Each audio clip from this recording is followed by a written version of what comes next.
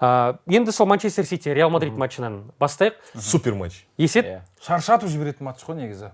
Маусым сайын қатарынан 4-ші маусым ойнайын деп тұр. Қатарынан 4-ші маусым плей-оффта мен сол үшін кеше сенімді болғам, себебі міндетті түрде бір топ матч болуы керек. Сити мен Реал сұранып тұр. Енді мен алдын ала келісіліп болған демеймін, мен бұл жерде 50-50 ғой, бірақ шаршатып жіберді негізі. Бәлейін. Алдын ала келісіп болмағанның бір көрінісі, мысалы Манчестер Ситидің қарсыласы Бавария болса да, ол да топ матч болады. Ол да топ матч. Реал Мадрид бәрі білген Ситидің өзі ғой, ден дұрыс адам 22-ші орын ала ма? Ден дұрыс адам 11-ші, 12-ші орын ала ма?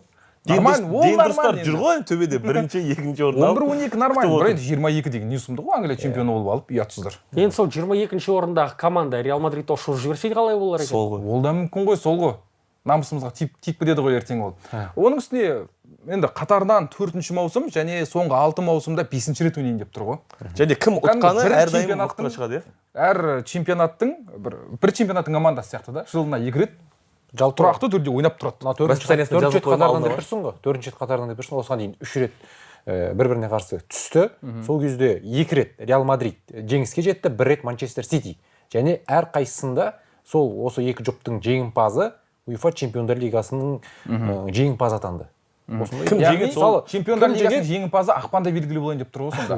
Ой, бұл Интерге қалмай қалатын болды ғой. Иә, енді қайтесіңдер. Және Реал Мадридтің өкілдері айтып жатыр да, біз Манчестер қаласына Вильяреалға қарағанда көбірек барып жүрміз деп. Енді Вильяреалға қарағанда көбірек емес, бірақ мысалы Эспаньол дейікші, ұшып кетті ғой. Лас Пальмасқа қарағанда, Эспаньолға қарағанда шынымен Манчестерге Реалдың өкілдері жиірек барайын деп отыр. Жиі барады.